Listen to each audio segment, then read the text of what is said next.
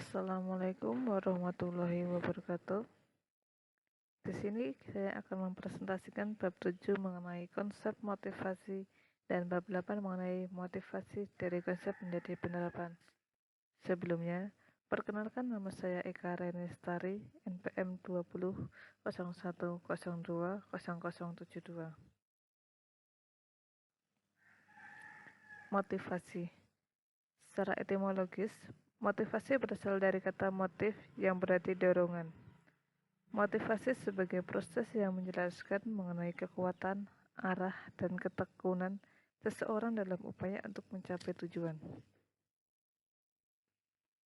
Kekuatan menggambarkan seberapa kerasnya seseorang dalam berusaha.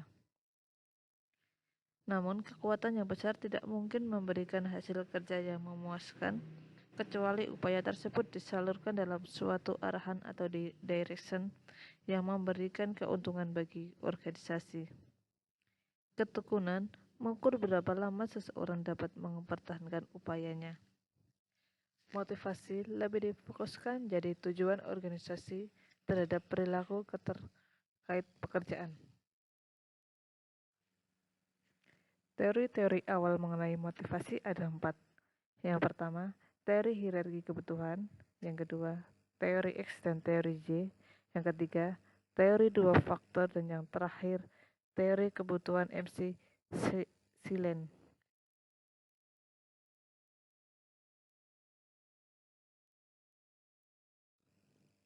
Teori hierarki kebutuhan menurut Abraham Maslow. Ada 5 kebutuhan menurut Abraham Maslow. Yang pertama, fisiologis, meliputi kelaparan, kehausan, tempat perlindungan, seks, dan kebutuhan fisik lainnya. Yang kedua, rasa aman, keamanan dan perlindungan dari bahaya fisik dan emosional. Yang ketiga, sosial, kasih sayang, rasa memiliki, penerimaan, dan persahabatan. Yang keempat, penghargaan. Faktor-faktor internal, misalnya rasa harga diri, kemandirian, dan pencapaian, serta faktor-faktor eksternal, misalnya status, pengakuan, dan perhatian.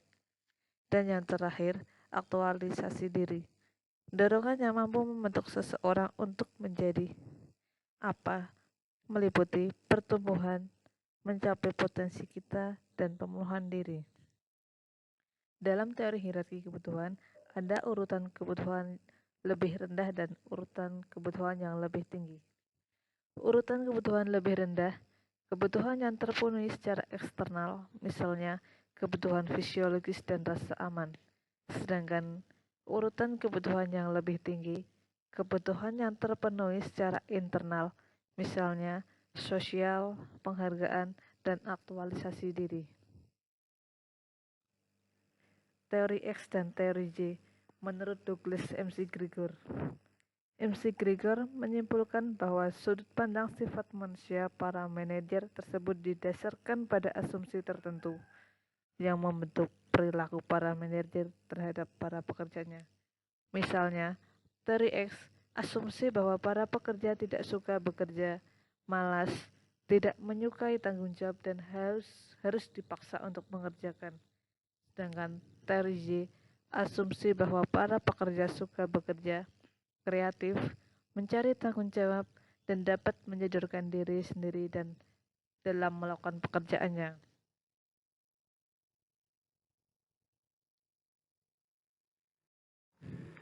Teori dua faktor menurut Friedrich Herzberg adalah suatu teori yang mengaitkan faktor-faktor intrinsik dengan kepuasan pekerja dan menghubungkan faktor ekstrinsik dengan ketidakpuasan pekerja. Teori ini atau disebut dengan teori motivasi murni atau motivation hygienist theory. Herzberg mengkategorikan kondisi seperti mutu pengawasan, gaji, kebijakan, perusahaan, kondisi fisik kerja, hubungan dengan orang lain, dan keamanan pekerjaan sebagai faktor murni. Ketika faktor ini memadai, orang tidak akan tidak puas. Selanjutnya, teori kebutuhan MC Selen, yaitu suatu teori yang menyatakan bahwa pencapaian, kekuasaan, dan afiliasi adalah tiga kebutuhan yang penting dan dapat membentuk dalam menjelaskan motivasi. Kebutuhan akan pencapaian, yaitu dorongan untuk berprestasi, untuk mencapai yang berhubungan dengan serangkaian standar. Kebutuhan akan kekuasaan, kebutuhan untuk membuat orang lain berperilaku dengan cara yang tidak akan dilakukan tanpa dirinya. Dan yang terakhir, kebutuhan akan afiliasi, keinginan untuk hubungan yang penuh persahabatan dan interpersonal yang dekat. Teori-teori kontemporer mengenai motivasi ada 6. Yang pertama, teori penentuan nasib sendiri. Kedua, teori penetapan tujuan. Ketiga, teori efikasi diri. Selanjutnya, teori penguatan. Yang kelima, teori keadilan atau keadilan organisasi. Dan yang terakhir, teori ekspektansi. Teori penentuan nasib. Teori motivasi yang memusatkan perhatian pada pengaruh yang menguntungkan dari motivasi secara intrinsik dan pengaruh yang merugikan bagi motivasi secara ekstrinsik. Teori evaluasi kognitif, suatu versi dari penentuan nasib sendiri yang berpegang teguh pada mengalokasikan imbalan secara ekstrinsik atas perilaku yang sebelumnya telah memperoleh imbalan secara intrinsik yang cenderung pada penurunan keseluruhan tingkat motivasi jika imbalan terlihat sebagai pengendalian. Kesesuaian diri, keadaan di mana alasan seseorang mencapai tujuan adalah sejalan dengan minat dan nilai utama mereka. Bagi para individu, hal ini berarti pilihlah pekerjaan Anda untuk alasan selain dari imbalan ekstrinsik. Bagi organisasi, hal ini berarti bahwa para manajer harus menyediakan insentif secara intrinsik seiring dengan ekstrinsik. Mereka harus menciptakan suatu pekerjaan menjadi menarik, memberikan pengakuan, serta mendukung pertumbuhan dan pengembangan para pekerjanya. Para pekerja yang merasa bahwa mereka melakukan di dalam kontrol mereka dan sebagai hasil dari pilihan yang bebas akan cenderung lebih termotivasi dengan pekerjaan mereka dan berkomitmen pada para pekerjaan mereka.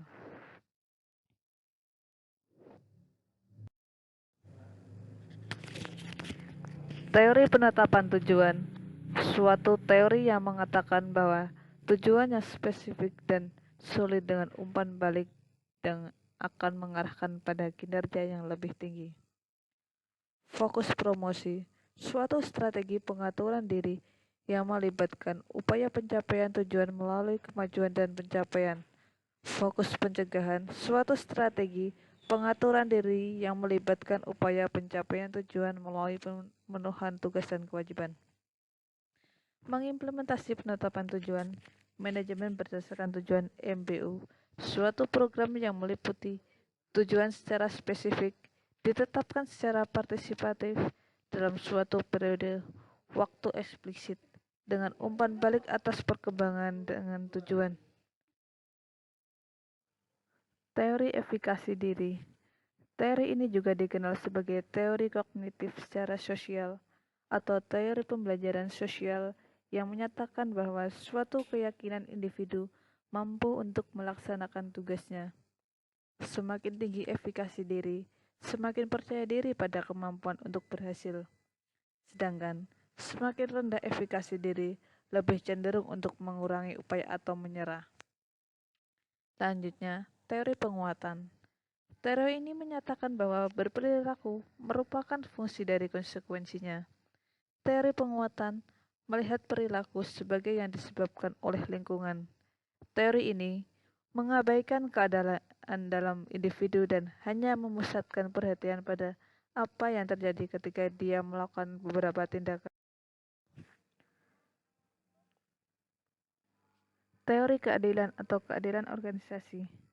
Teori ini menyatakan bahwa perbandingan individual mengenai input dan hasil pekerjaan mereka dan berespon untuk menghilangkan ketidakadilan. Didasarkan pada teori keadilan, Para pekerja yang menganggap sebagai ketidakadilan akan melakukan salah satu dari 6 pilihan berikut. Yang pertama, mengubah input. Menggerakkan sedikit upaya jika bergaji rendah atau upaya lebih jika bergaji tinggi. Yang kedua, mengubah hasil. Para individu dibayar dengan menggunakan dasar hasil kerja dapat meningkatkan gaji mereka dengan memproduksi kuantitas unit yang lebih banyak dengan mutu yang lebih rendah. Yang ketiga, mengubah persepsi diri. Saya terbiasa berpikir bahwa saya telah bekerja dengan kecepatan yang sedang. Tetapi, sekarang saya menyadari bahwa saya telah bekerja lebih keras daripada orang lain. Yang keempat, mengubah persepsi orang lain. Pekerjaan Mike tidak seperti yang saya pikirkan. Kelima, pilihlah pembicara yang berbeda.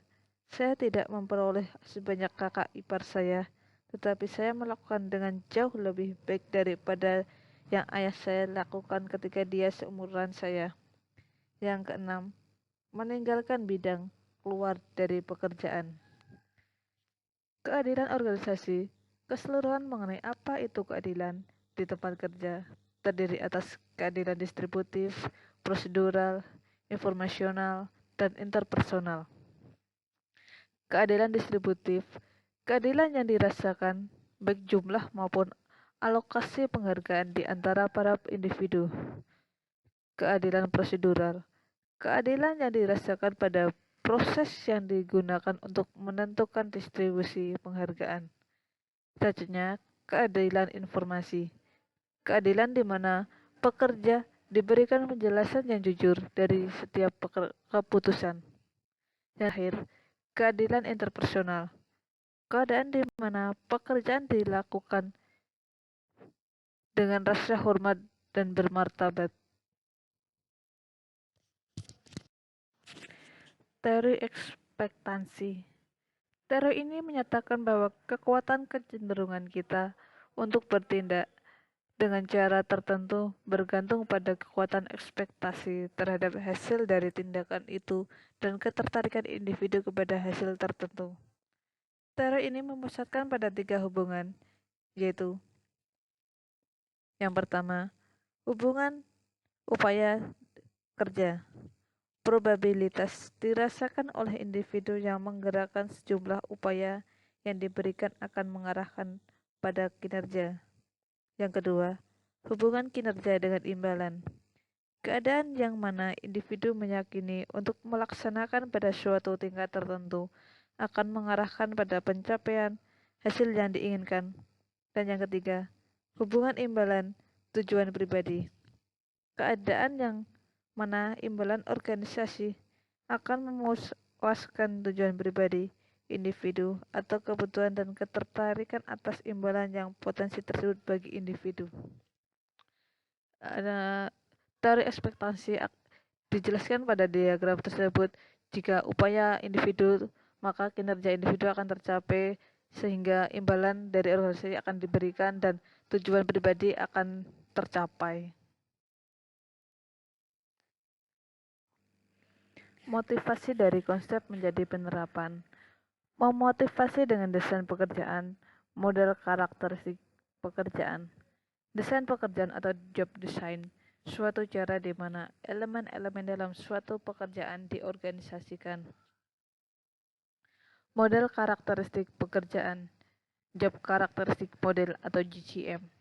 Suatu model yang mengusulkan bahwa suatu pekerja dapat digambarkan dalam bentuk 5 dimensi utama pekerjaan, yaitu keahlian yang bervariasi, identitas kerja atau tugas, signifikansi tugas, kemandirian, dan umpan balik.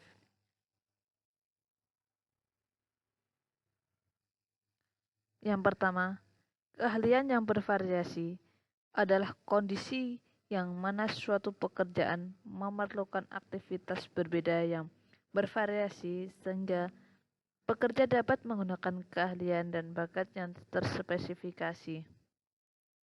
Pekerjaan dari seseorang pemilik operator garasi yang mengerjakan perbaikan elektrik, membangun kembali mesin, mengerjakan bagian utama, dan berinteraksi dengan para konsumen, sehingga menghasilkan skor yang tinggi atas keahlian yang bervariasi. Pekerjaan dari seseorang pekerja bagian menyemprot cat 8 jam sehari memiliki skor yang lebih rendah pada dimensi ini. Selanjutnya, identitas tugas adalah keadaan di mana suatu pekerjaan memerlukan penyelesaian secara keseluruhan dan dapat mengidentifikasikan hasil kerja.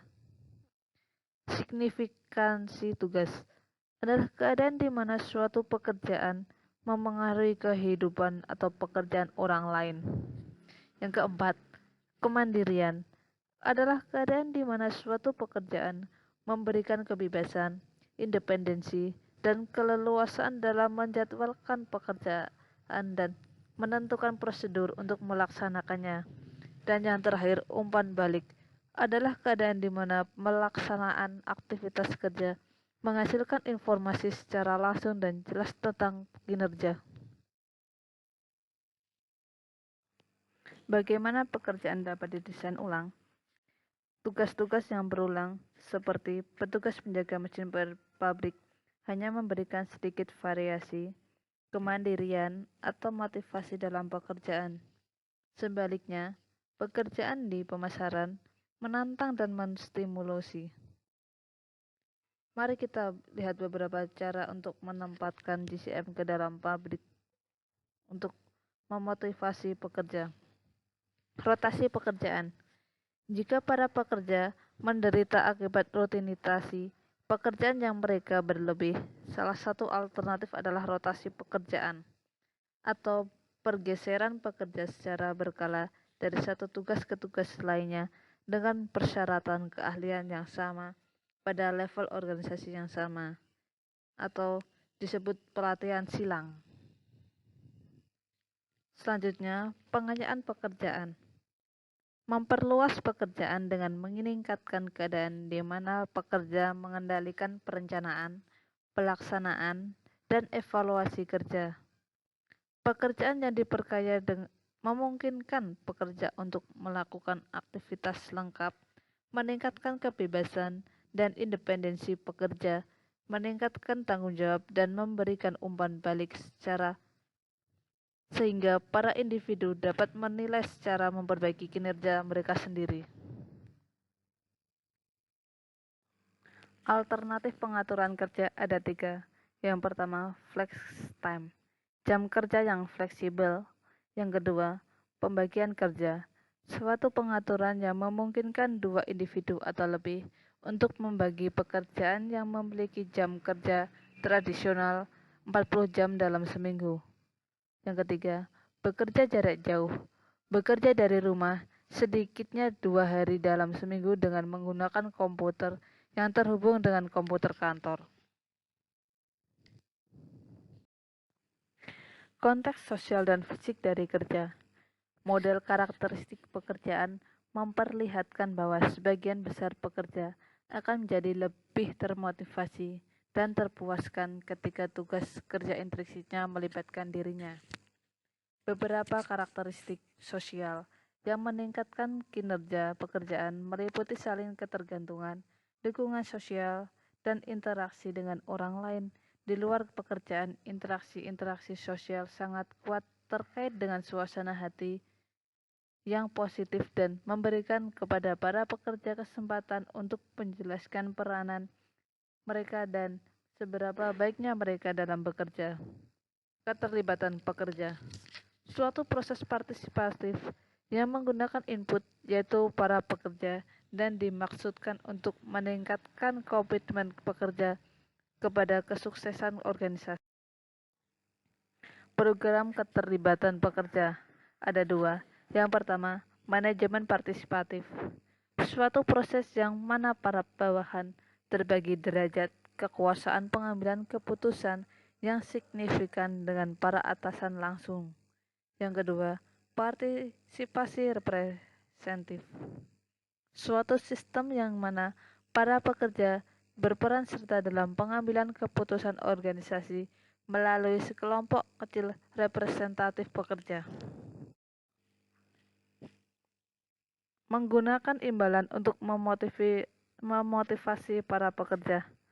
Apa yang digunakan untuk menggaji?